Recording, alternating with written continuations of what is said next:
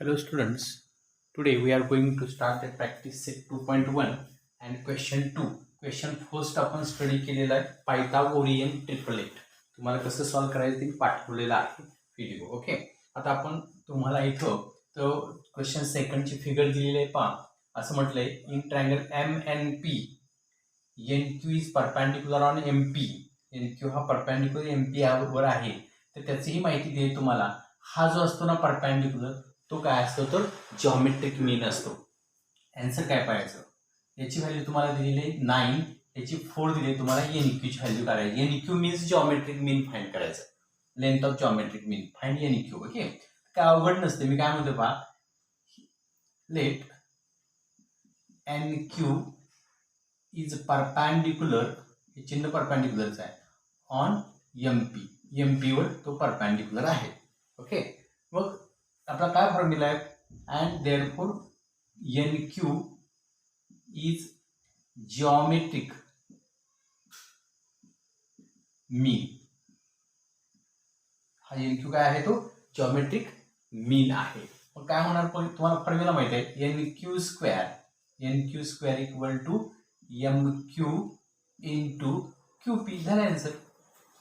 N Q square equal to M Q into Q P. फार अवघड नाही, फार सोपं आहे पहा.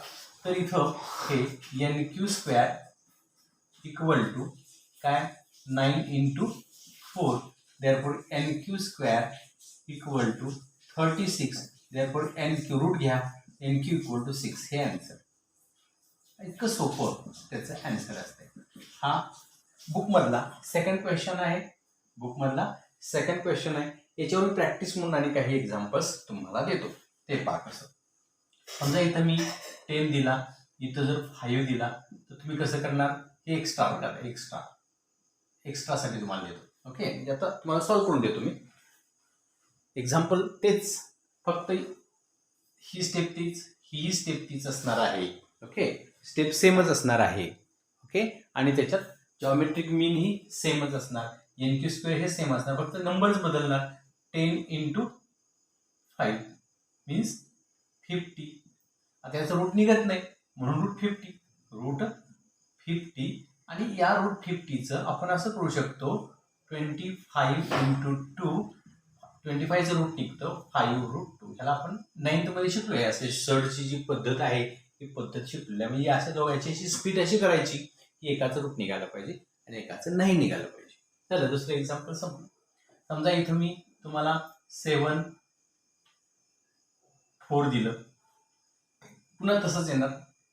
थर्ड एक्झाम्पल आहे, तर हे सेम, हे सेम, हे सेम, हे सेम, फक्त व्हॅल्यू काय बदलायची. 7 4 28. रूट निघत नाही. 28 याची स्प्लिट होईल 4 7 जा, मग 4चं रूट 2 आणि 7 फिनिश. हे त्याचा आन्सर. त्या लेंथ ऑफ एन क्यूची व्हॅल्यू ही. लक्षात आलं का पहा, अशी काही विचार, फक्त नंबर्स बदलतील, कन्सेप्ट तोच. लक्षात आलं का पहा. हे जर तुमच्या लक्षात असेल तर हा झाला सेकंड क्वेश्चन, त्याची एक्स्ट्रा एक्झाम्पल. आता थर्ड क्वेश्चन पहा. थर्ड क्वेश्चनला एक फिगर अशी दिलेली आहे, तीच फिगर आहे, फक्त थोडीशी अशी दिसायला वेगळी दिसते, पण फिगर तीच आहे. जसं इथं आपण जर ह्या फिगरला इथं पकडलं आणि अशीच ओढत आणली ना, की अशी पालती अशी पडणार ना, ही अशी पडते. सेम असं अशाच पद्धतीने ही तुम्हाला एक्झाम फिगर दिलेली आहे. आणि त्याची नेमिंग केलेलं आहे Q P R. Q P R and M 10 and 8. तुम्हाला काय फाइंड करायला सांगितलेलं आहे, तुम्हाला काय फाइंड करायला सांगितलंय, तर तुम्हाला फाइंड करायला सांगितलेलं आहे Q R. Find Q R असा क्वेश्चन आहे. आता बघूया, तर त्याचा आन्सर पहा. पहिल्यांदा काय करूया, आता हा 90 डिग्री लक्षात घ्या, दिलाय फिगर मध्ये, आणि हे परपॅन्डिक्युलर दिले. त्याने परपॅन्डिक्युलर असं म्हटलेलंच आहे. मी असं म्हणतोय, let P M perpendicular on Q R. Therefore कोण geometric mean कोण PM is geometric mean. Therefore PM square equal to QM into MR. QM into MR तोच फॉर्म्युला. तर नेमिंग चेंज केलं. त्यामुळे व्हॅल्यू ठेवूया 10 square equal to 8 into MR, that is 100 divided by 8 equal to MR.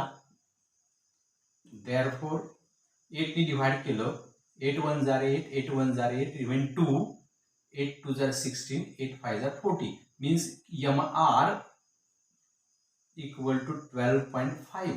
पण तुम्हाला प्रश्न विचारले MR विचारलाय का नाही, तुम्हाला QR विचारलं. तुम्हाला काय फाइंड करायला विचारले? QR.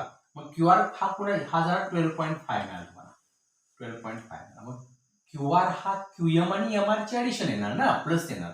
Therefore QR equal to QM plus MR equal to that is 8 plus 12.5 means 20.5 is the answer. 12 plus 8 20. 20.5 is the answer of that example. समजलं का? पहा, हे दोन्ही एकाच प्रकारचे, फक्त नेमिंग चेंज करून दिलेलं आहे. समजलं का? त्यात सुद्धा आपण नंबर्स चेंज केले तरी उत्तर मिळतं. काय तसं अवघड नाही, सेमच पॅटर्न आहे जॉमेट्रिक मीनचा. आता हा थर्ड क्वेश्चन. फोर्थ क्वेश्चन असा आहे. फोर्थ क्वेश्चन काय, एक फिगर दिलेली आहे. एक फिगर आहे,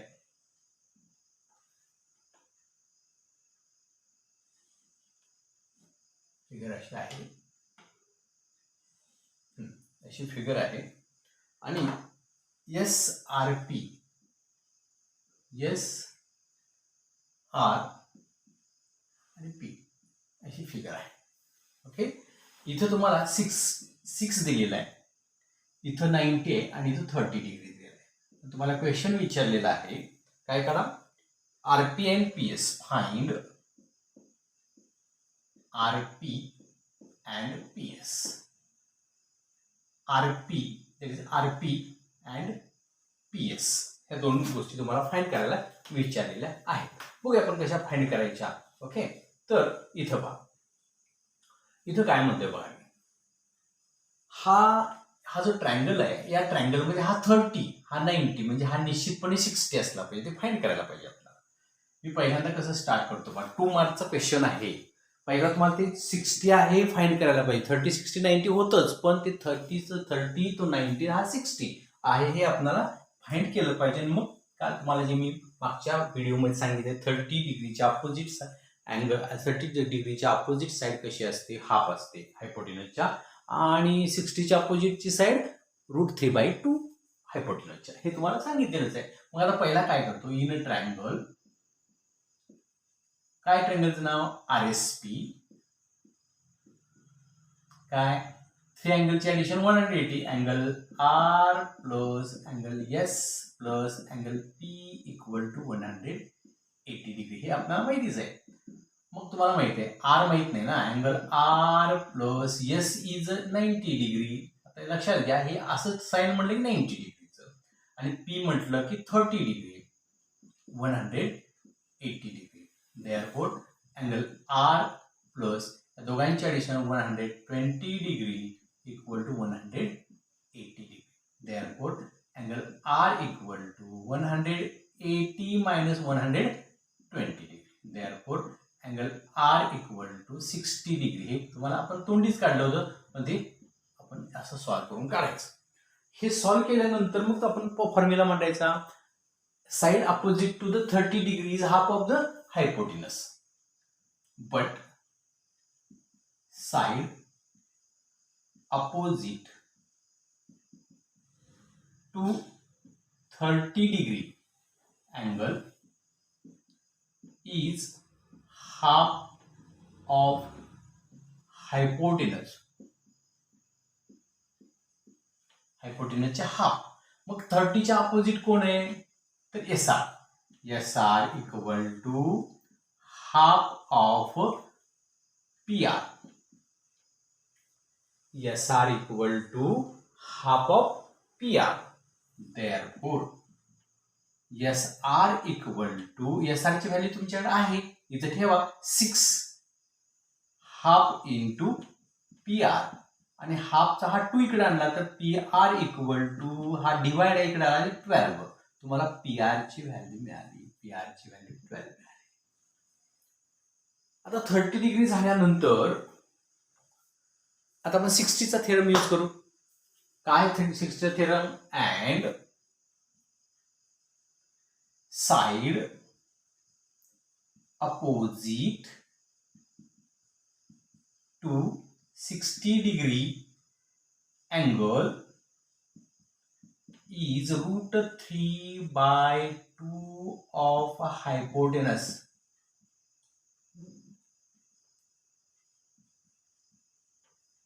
√3/2 of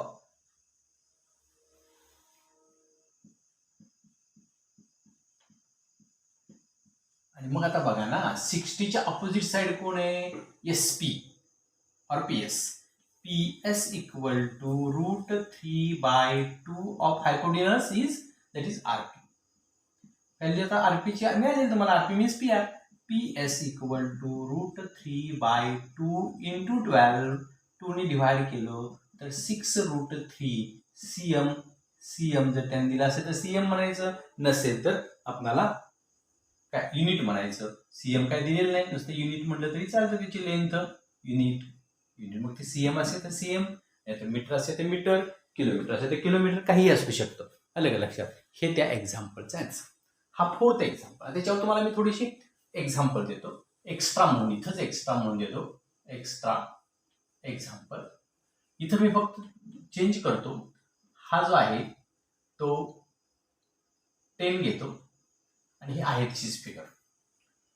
बघा 10 घेतल्यानंतर काय होते पहा, हे आहे तसं, हे आहे तसं, हे सर्व इथंपर्यंत येणार. तुम्ही side opposite to 30 angle half of the hypotenuse, ही स्टेप अशीच येणार. फक्त इथं चेंज कोण होणार? इथं 10 येणार, इथं 10 येणार.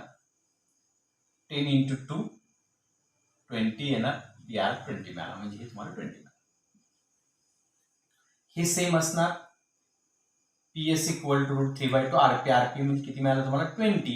20 मिळाला.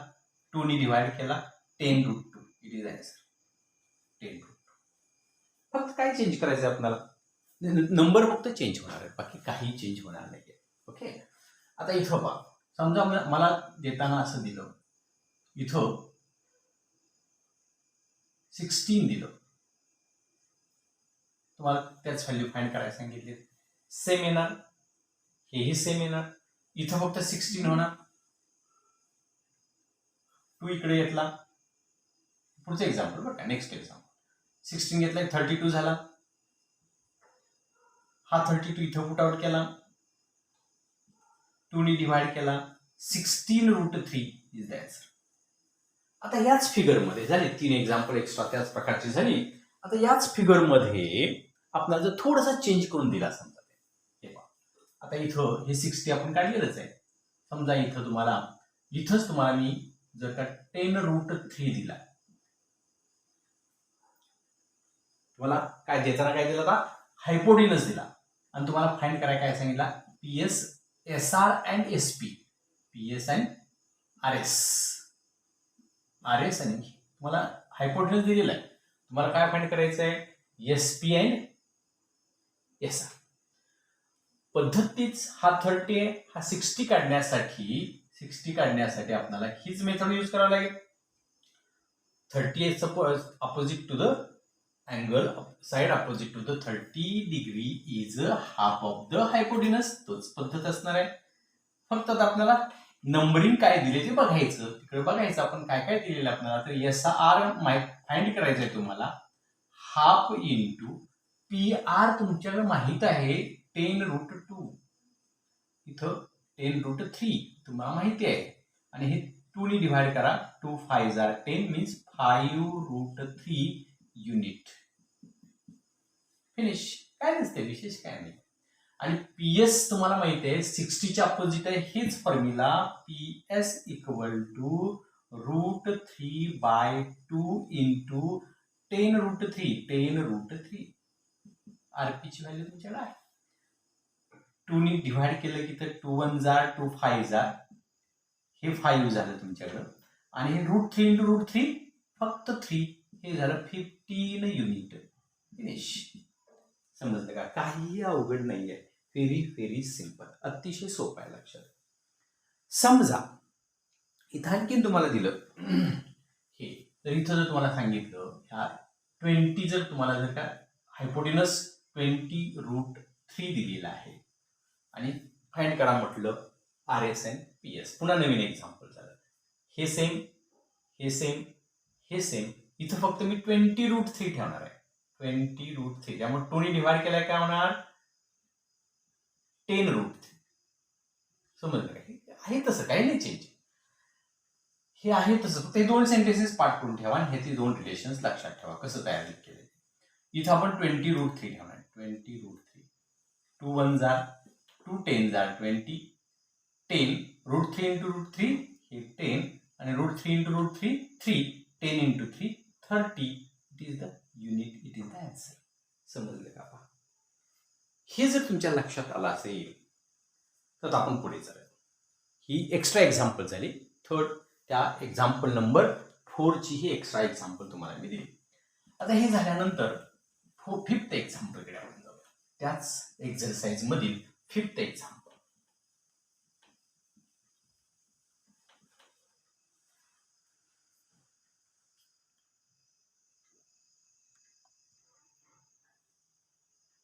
तर पुढे एक्झाम्पल आपलं जे पुढचं जे आहे ते एक्झाम्पल नंबर काय आहे पहा. एक्झाम्पल नंबर 5 आहे. त्या एक्झाम्पलमध्ये अशी फिगर दिलेली आहे ABC. त्याची ह्या खुणेचा अर्थ इक्वल कॉन्ग्रुएंट. त्या ही साइड AB साइड आणि BC साइड कॉन्ग्रुएंट आहे. हा हायपोटेनस तुम्हाला √8 दिलेला आहे. तुम्हाला फाइंड करायचं आहे AB आणि BC काय असेल. तर इथं तुम्हाला पहिली त्यांनी थोडं ऍक्टिव्हिटी टाईप दिलेलं आहे. त्या स्टेप्स आपल्या येणारच आहेत. काय प्रश्न नाही आहे. तर हे पहा AB in triangle ABC AB equal to BC ही पहिली स्टेप आहे त्यांच्या ऍक्टिव्हिटी मधील.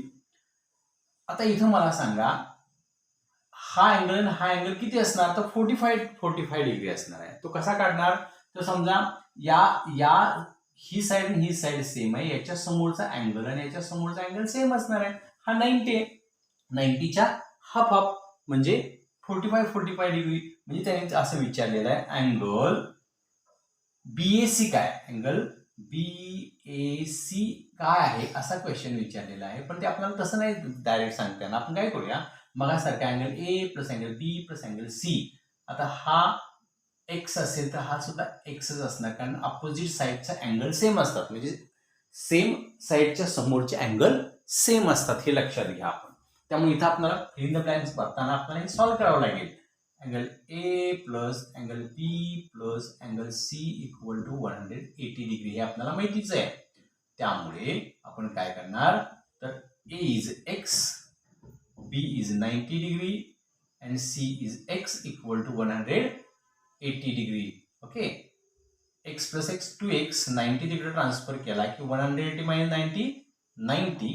therefore x equal to 90 degree divided by 2 म्हणलं की x इक्वल टू 45 डिग्री. बघा बरं म्हणजे हा 45 तर हा 45 म्हणजे इथं तुम्हाला फिल इन द ब्लँक्स भरायची ते 45 डिग्री. तर ती अशी सॉल्व्ह करून आपल्याला ते शोधावी लागेल. आता आपण हे दोघे एक्स एक्सच का म्हटले तर एकरूप बाजू समोरील कोण एकरूप असतात मराठीमध्ये आणि इंग्लिशमध्ये angle opposite to the congruent side are congruent. म्हणजे कॉन्ग्रुएंट साइडच्या समोरचे अँगल कॉन्ग्रुएंटच असतात. हे विसरायचं नाही. लक्षात घ्या. हे आपल्याला विसरून चालणार नाही. आणि मग आता त्यांनी पुढे म्हटलेलं आहे आता 45 डिग्रीच आपल्याकडे 45 डिग्री 90 डिग्री थेरम. काय थेरम माहिती आहे तुम्हाला तर अँगल साइड अपोजिट. काय थेरम सांगता येईल तुम्हाला side opposite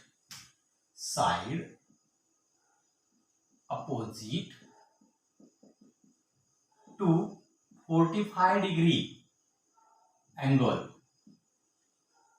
is 1/√2 of hypotenuse. हे मागे झालेलं आहे हायपोटेनस. पहिल्या थेरमच्या वेळेला मी तुम्हाला किंवा पहिल्या लेक्चर व्हिडिओ ह्या लेसनच्या सुरुवातीला मी तुम्हाला हे सर्व लिहून दिलेलं आहे, तयार करून दिलं. तर मग आता बघायचं 45च्या समोर कोण आहे? ए बी आहे. ह्या 45च्या समोर कोण आहे? बी सी आहे. दोघेही कॉन्ग्रुएंट आहे, हे म्हटलेलंच आहे आपण इथं फर्स्ट. आणि हे 1/√2 ऑफ हायपोटेनस कोण आहे? एसी. तेही फिल इन द ब्लँक्स दिलेलं आहे. इथं व्हॅल्यू ठेवायची तुम्हाला. कुणाच्या √2? तर हायपोटेनसच्या √2 आहे. आलं का लक्षात? मग आता घालायची व्हॅल्यू. √8 कुणाची व्हॅल्यू आहे? 1/√2 इंटू √8. आता √8 आहे तिथं भाग जात नाही, लक्षात घ्या. पण आपण हे स्प्लिट करू शकतो. 1/√2 इंटू 4 इंटू 2 असं करू शकतोय. 1/√2 इंटू 4चं 2 √2 आणि 2 गेट कॅन्सल. तुम्हाला आन्सर मिळालं 2. म्हणजे AB अँड BC दोन्हीही किती असल्या पाहिजेत? 2 असल्या पाहिजेत. अशा पद्धतीने तुम्हाला थोडासा ऍक्टिव्हिटी टाईप दिलेला आहे. सर्व तुमच्या गोष्टी इथं आलेल्या आहेत. तुम्ही पाहिजे ती व्हॅल्यू पुट आउट करू शकता. हा झाला तुमचा क्वेश्चन नंबर 5. क्वेश्चन नंबर 6 का आहे बघा. मी रीड करतो, एका लाईन मध्येच आहे. Find the side and perimeter of the square. Find the side and perimeter of the square whose diagonal is 10. Whose diagonal is 10. लक्षात घ्या. Question number 5. क्वेश्चन नंबर 5 काय आहे?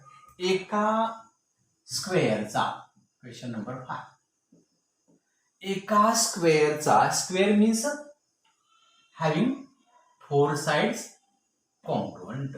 ज्याच्या 4 साइड्स कॉन्ग्रुएंट आहेत त्याला आपण काय म्हणतोय? स्क्वेअर म्हणतोय.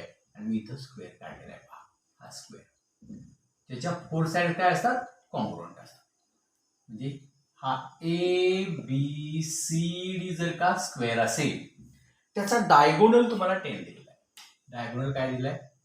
डायगोनल मीन्स कर्ण 10 दिलेला आहे. तर तुम्हाला विचारलंय त्याच्या साइड्स, त्याची पेरिमीटर काढा. म्हणजे चारही बाजूंची बेरीज, चारही बाजू काढल्या पाहिजेत ना, चारही बाजू काढल्या पाहिजेत तर ते पेरिमीटर तुम्हाला मिळेल. मग मी काय म्हणतोय, हा स्क्वेअर आहे म्हटलं की याच्या चारही बाजू कशा असणार आहेत? सेम असतात. चारही बाजूने मी X X X X suppose केलं तर मी काय म्हणतोय? Let quadrilateral ABCD is a square. लक्षात घ्या, सगळी इन्फॉर्मेशन आपल्याला त्या एक्झाम्पल मध्येच असते. शांतपणे समजून घ्या. त्यांनी सांगितले स्क्वेअर आहे, आम्ही म्हणलं त्यांनी म्हटलंय ना स्क्वेअर आहे, तर मग म्हणायचं ABCD इज अ स्क्वेअर. आपला फिगर काढायचं AB स्क्वेअर म्हणायचं. त्यांचंच बोलणं आपण त्यांना फक्त लिखाणात द्यायचं. आता स्क्वेअर आहे म्हटलं की मग मी त्याच्या साइड्स सपोज करतोय आपण. AB equal to BC equal to CD equal to AD equal to X suppose करूया. काय माहित नाही, काय आहे माहित नाही, पण आपण X सपोज करू. मग आता हा राईट अँगल ट्रायंगल झाला आपण मगासारखा. राईट अँगल ट्रायंगल मध्ये पायथागोरस आपण वापरतो ना. काय Pythagoras? AC square equal to AB square plus BC square. त्याच्यामुळे X ची व्हॅल्यू आपल्याला मिळणार आहे. In a triangle ABC, AC square equal to AB square plus BC square. काय म्हणतो? Bye Pythagoras. बाय पायथागोरस आपण थेरम पाहिलेलाच आहे.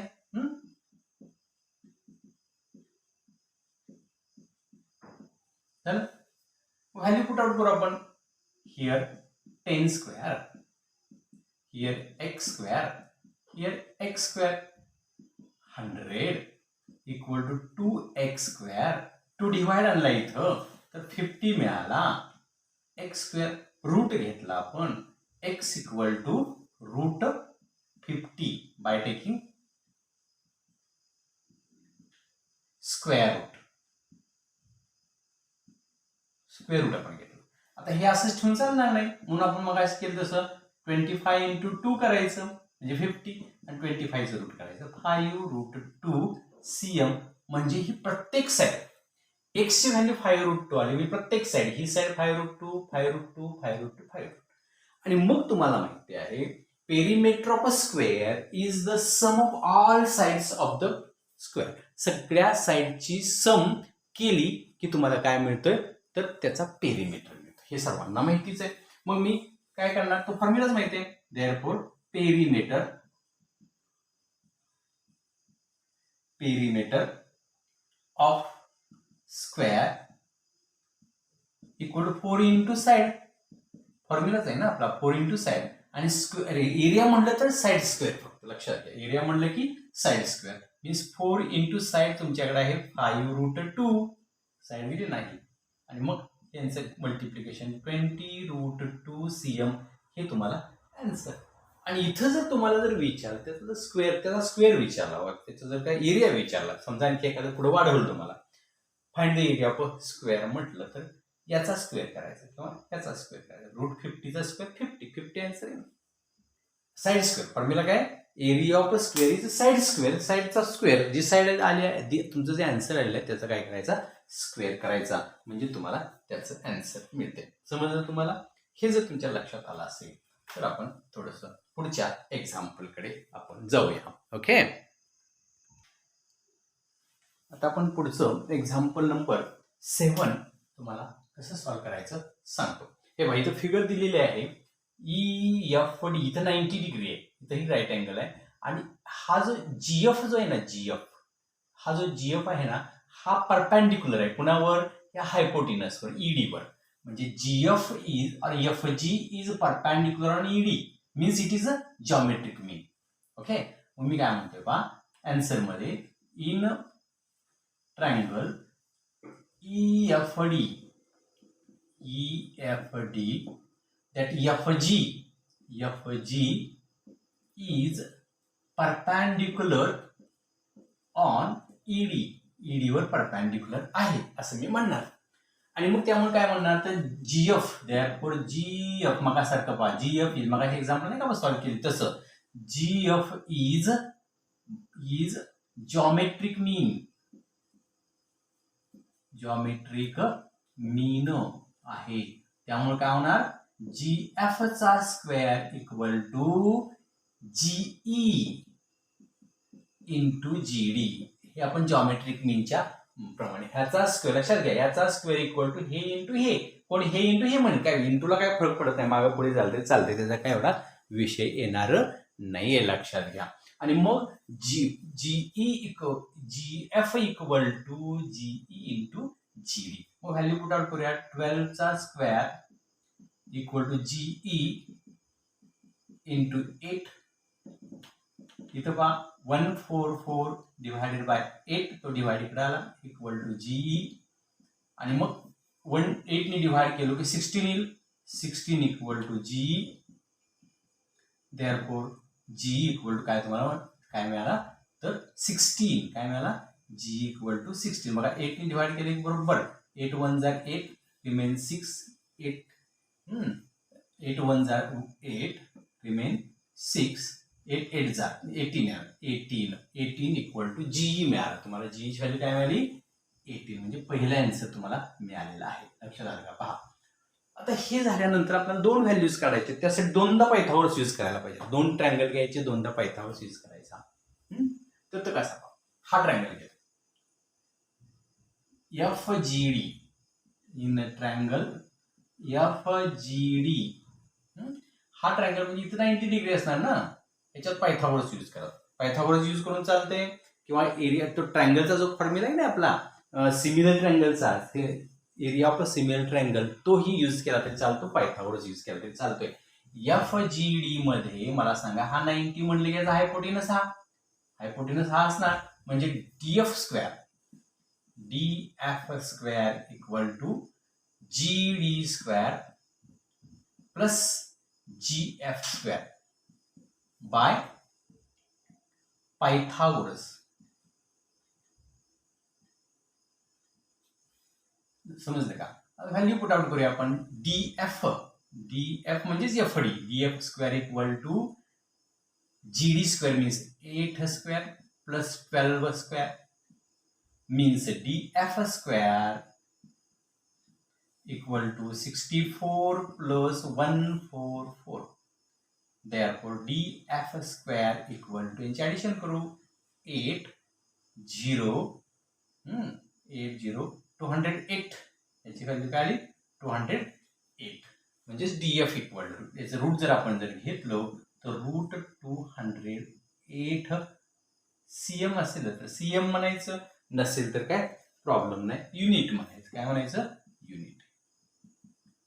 आता याला आणखी आपण स्प्लिट करू शकतो नाही असं नाही 4 ने डिवाइड केलं ना तर काय होईल माहिती का 4 5 आणि 4 2 52 म्हणजे होईल पा df इक्वल टू म्हणजे जमलं तर ठीक नाही तर राहू द्या 4 × 52 4 × 52 किंवा 16 × 13 असे होऊ शकेल 16 × 13 बघा बरं 16 63 78 8 40 7 13 13 7 20 बरोबर आहे. हे असं जमलं तर ठीक नाही जमलं तर काय बिघडणार नाही असं जरी हे जरी तुम्ही जरी आन्सर ठेवलं तरी चालतं काय बिघडत नाही. ओके आता हे झाला तुमचा एफ डी किंवा डीएफ. आता ईएफ काढायचा त्यासाठी हा ट्रायंगल घ्यायचा in a triangle EGF EGF. आता हा 90 म्हणले की हा hypotenuse square EF square equal to EG square plus GF square support द्या बाय पायथागोरस तो सपोर्ट द्या आणि मग व्हॅल्यू ठेवूया EF square equal to 18 square plus 12 square 18 square is 324 and it is 144 याची ॲडिशन जर केली तर 4 4 8 6 and 4 ओके बघा बरं 3 4 बरोबर 468. आता रूट आपण जर घेतला हा झाला तुमचा EF square EF equal to आपण जर रूट घेतलं तर रूट 4 6 8. आता याची आपण स्प्लिट करू शकतो नाही असं नाही लक्षात घ्या 13 2 26 33 39 आणि राहिले 7 ते असं कष्ट 13च होते पहा म्हणजे 13 इंटू 13 आणि 13 ने डिवाइड करूया आणि इथं 13 झालं इथं 13 होणार आहे 13 3 जार 39 रिमेन 7 अँड टेकन 8 13 6 जार ते 78 ठीक आहे 36 रूट निघेल 6 root 13 is the answer unit. इथं 13 इथे 13च येणार. समजा तुम्हाला नाही जमलं हे तर इथंपर्यंत CM म्हणायचं आणि इथंपर्यंत थांबायचं त्याच्यापेक्षा पुढे जायचं नाहीये. लक्षात आलं का हे एक्झाम्पल तुम्हाला अतिशय महत्वाचं एक्झाम्पल आहे चांगलं तयार करून ठेवा समजते का. आपण पुढचे स्टुडंट्स आपण आता पुढचा क्वेश्चन घेणार आहे 8th क्वेश्चन 8th आणि 10th घेणार आहे 9th क्वेश्चन तेवढा तुम्हाला होमवर्कला देणार आहे मी. तर 8th क्वेश्चन काय आहे पहा त्यांनी म्हटले find the diagonal of the rectangle whose length is 35 and breadth is 12. एक रेक्टँगल आहे रेक्टँगल म्हणजे ह्या बोर्डच्या आकाराला रेक्टँगल म्हणायचं लक्षात घ्या त्याची चारही कोपऱ्यात 90 अँगल असतो तसा एक रेक्टँगल मी तयार केलेला आहे आणि तो म्हणतात की त्याची ही लेंथ आहे ही जास्त मोठी असते ती लेंथ असते शॉर्ट असते ती ब्रेथ असते. ही लेंथ 35 आहे ब्रेथ 12 आहे तर त्याचा डायगोनल काढा अतिशय सोपं आहे. मग त्यामुळे इथं हा 90 असल्यामुळे हा राईट अँगल ट्रायंगल तयार झाला. इन ट्रायंगल ABC म्हणणार मी काय असतो आपला पायथागोरस तर hypotenuse square means AC square equal to AB square plus BC square. Value कुठं by Pythagoras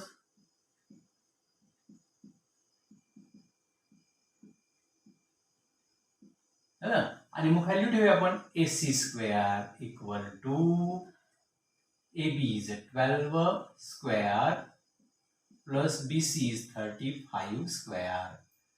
Therefore AC square equal to 144 plus 35 चा स्क्वेअर किती येईल पहा 12 25 12 1225 आणि मग याची ॲडिशन जर आपण केलो तर किती येते पहा 4 5 9 4 2 6 1369 AC स्क्वेअर आणि हा कुणाचा तरी स्क्वेअर आहे लक्षात.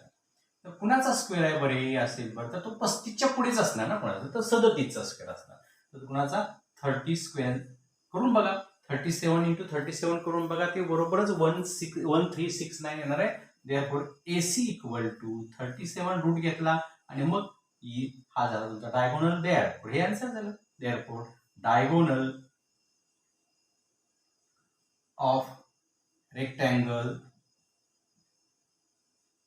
Is equal to 37 cm. Finish. हे त्याचा आन्सर. हे झाल्यानंतर हे सोपंच आहे, काय अवघड नाही. आता पुढचं हे महत्वाचं 3 मार्कचं एक्झाम्पल आहे, ते तुम्हाला समजून सांगतो. एक्झाम्पल मोठं आहे, मी काय नुसतं रीड करतोय, तुम्ही बुकमध्ये बघून वहीवर उतरून काढायचं आणि मगच एक्झाम्पल तुम्ही लिहायचंय. बघा काय, wall of a 2 building on either side of a street. Example वाचते पहा. Wall of the 2 building on either side of a street are parallel to each other. बरं. ए लॅडर म्हणजे शिडी. Ladder 5.8 meter long is placed on the street such that its top just reaches to the window of the building at the height of 4 meter. On turning the ladder over the other side of the street, its top touches to the window of the other building is height of the 4.2 meter. Find the width of the street. बघा हे लक्षात घ्या, मी तुम्हाला समजून सांगतो. तो question मोठा आहे. हे पहा, हा स्ट्रीट आहे, हा काय आहे, सगळा स्ट्रीट म्हणजे रस्ता. हा काय आहे, रस्ता आहे, BD रस्ता आहे. आणि ह्या 2 बिल्डिंग रस्त्याच्या 2 बाजूला, हा पूर्ण रस्ता आहे, रस्त्याच्या ह्या बाजूला एक बिल्डिंग आहे, ह्या बाजूला एक बिल्डिंग आहे. आता बिल्डिंग इथं असल्यानंतर इथं रस्त्याच्या मध्ये ही शिडी आहे, ह्याला लॅडर म्हटले. लॅडर म्हणजे शिडी. शिडीचं खालचं टोक इथं ठेवलं आणि अशी शिडी त्या बिल्डिंगला लावली. इथं त्या बिल्डिंगची कुठे खिडकी असेल, त्या खिडकीतून त्या माणसाला काहीतरी बघायचं असेल काय, आणि त्यामुळे त्यानं ती शिडी लावली आणि तिथं थोडं म्हणजे असा ट्रायंगल अशी शिडी लावली. म्हणजे काय, हा ही बिल्डिंगची भिंत आणि याची शिडी, होय की नाही. शिडी म्हणले की असा राईट अँगल ट्रायंगल तयार झाला. नंतर त्यानं काय केली, ती शिडी उचलली आणि पुन्हा त्या बिल्डिंगकडे लावली. त्या बिल्डिंगची हाईट आहे 4.2 मीटर. या बिल्डिंगची हाईट किती आहे, 4.2 मीटर. या बिल्डिंगची हाईट आहे 4 मीटर. ती बिल्डिंग त्या बिल्डिंग लावली ना त्यानं, तेव्हा काय झालं, तर ती इथंपर्यंत जाऊन पोहोचली. म्हणजे 2 बिल्डिंग रस्ता, 2 बिल्डिंग रस्ता, शिडी इकडे एकदा लावली, इकडे 2 ट्रायंगल तयार झाले. आणि सिंपल थिंग आहे, 2 ट्रायंगल तयार झाले म्हणले की दोन्ही मध्येही पायथागोरस वापरायचा. झालं. आणि जी काय उत्तर तुमची येते, त्यांनी रस्त्याची रुंदी काढायची आहे. जी उत्तर, आता BCचं एक उत्तर मिळेल आणि CDचं एक उत्तर मिळेल. दोघांची ऍडिशन केली की रस्त्याची रुंदी मिळेल तुम्हाला. तो रस्त्याची रुंदी किती असेल असा प्रश्न विचारलाय. काय म्हटले, find the width of the street. आता मी याच्यात पहिला पायथागोरस वापरतो. इन ट्रायंगल, आता फिगर काढून घ्यायची मात्र. In triangle ABC, he first building आहे, ही सेकंड बिल्डिंग आहे. ही लॅडर आहे, ही सुद्धा लॅडरच आहे, तिलाच फिरवायची आहे 8 मीटर. दोन्ही ठिकाणी तीच असणार आहे. हीच फक्त उचलून तिकडे लावायची अशी. इन ट्रायंगल ABC आपण पायथागोरस यूज करू. AC square equal to AB square plus BC square. आणि काय म्हणणार तुम्ही, बाय पायथागोरस. ओके, आपण पायथागोरस इथं यूज केला, समजते का बा. आणि मग पायथागोरस काय सांगतो इथं बा, AC स्क्वेअर किती आहे तुमच्याकडे, 5.8 स्क्वेअर इक्वल टू AB तुमच्याकडे किती आहे, 4 square plus BC you didn't know. BC ते तुम्हाला फाइंड करायचं आहे. आता 58चा स्क्वेअर करणे थोडं अवघड आहे, म्हणून तुम्हाला मी आयडिया सांगतो. ह्या 4ला इकडे आणायचं. 5.8 स्क्वेअर मायनस 4 स्क्वेअर. जरी तुम्हाला जमला तरी करू शकता. याचा स्क्वेअर करायचा, याचा स्क्वेअर करायचा, मग वजाबाकी केली तरी उत्तर येतं. पण हे सोपं पडतं. हे काय होतं, सोपं पडतं. कसं पहा, ह्या A स्क्वेअर मायनस B स्क्वेअरचा फॉर्म्युला तयार झाला का, म्हणजे एका ब्रॅकेटमध्ये या दोघांची addition 5.8 plus 4 and 5.8 minus 4 equal to BC square. आणि हे तुम्हाला मिळालं बघा, 5 प्लस 4 9.8 इंटू हे मिळालं 1.6 1.8 5.8 आणि 1 इक्वल टू BC स्क्वेअर. असंही जमेल. 4 मधून यांची गुणाकार करूया. 18 8 44 ठीक नाही. 18-44 राहिले 14, 98-62 असे 14, 176 आणि 2 पॉईंट द्यायचे 17.64 BC स्क्वेअर. आणि मग हे कुणाचा रूट आहे तर हा 42चा स्क्वेअर आहे 42चा, म्हणजे 4.2चा स्क्वेअर करून बघा 1764च यायला पाहिजे, म्हणजेच BC इक्वल टू 4.2. हीच आहे तुम्हाला मिळाली 4.2. समजते का बघा. ही एवढी भाग मिळाल तुम्हाला. तर पुन्हा याच्यात आणि पायथागोरस यूज करायचा. आणि मग दुसरं पहा, इन ट्रायंगल EDC हायपोटेनस कोण आहे EC square equal to DE square plus CD square. लक्षात घ्या बाय पायथागोरसच म्हणा, तोच फॉर्म्युला म्हणा, तेच मांडा बाय पायथागोरस. लक्षात घ्या या मेथडनी सोपं पडते, जास्त कॅल्क्युलेशन करायला लागत नाही. तर 58चा स्क्वेअर तुम्हाला करावा लागेल, पुन्हा 4.2चा स्क्वेअर करावा लागेल. आलं का लक्षात. 4चा काय जमेल तुम्हाला, 4.2चा स्क्वेअर करावा लागेल. त्याच्यापेक्षा आता इथं तुम्हाला मिळालाय 4.2चा स्क्वेअर मिळालेलाच आहे, हे पाहिजे 17.64. आलं का लक्षात. मग ते कसं करायचं सांगतो आता. हे EC स्क्वेअर, EC तुमच्याकडे किती आहे 5.8 ब्रॅकेट स्क्वेअर, DE हा 4.2 bracket square plus CD square. CD didn't know, transfer करायचं मागासारखं 5.8 bracket square minus 4.2 bracket square. आपल्याकडे फॉर्म्युलाच माहिती आहे ना तुम्हाला, ए स्क्वेअर मायनस बी स्क्वेअरचा A प्लस बी आणि A मायनस बी, अशा दोन, म्हणजे दोन ब्रॅकेट होणार. एका ब्रॅकेटमध्ये ऍडिशन, दुसऱ्या ब्रॅकेटमध्ये सबट्रॅक्शन असं होणार. 5.8 plus 4.2 in another bracket 5.8 minus 4.2. हेच ना, या दोघांची बेरीज, या दोघांची वजाबाकी, असं सिंपल इक्वल टू CD. आता तसं बघितलं तर 5.8 आणि 4.2चा आन्सर किती येणार आहे 10 येणार आहे, 10.0. बघा 5.8 आणि 4.2 म्हणजे 10.0, नुसता 10च मी येणार. आणि इथं ना, इथं 5.8 मधून 4.2 गेला की 1.6 मिळणार आहे इक्वल टू CD स्क्वेअर. लक्षात घ्या इथे 10.0 येणार, म्हणजे 0 घ्यायची गरज. यांची मल्टिप्लिकेशन केलं ना आपण तर 16 येतो, 16.0. 16 गुणिले 10 160, एक घर सरकलं म्हणजे हा पॉईंटमुळे 16, आणि त्याचं रूट घेतलं CD इक्वल टू 4. याचं रूट आपण घेतो ना बाय टेकिंग स्क्वेअर रूट. इथं सुद्धा आपण म्हणू शकता बाय टेकिंग स्क्वेअर रूट. झालं की तुम्हाला हे 4 मिळालं पहा, हे 4 मिळालं.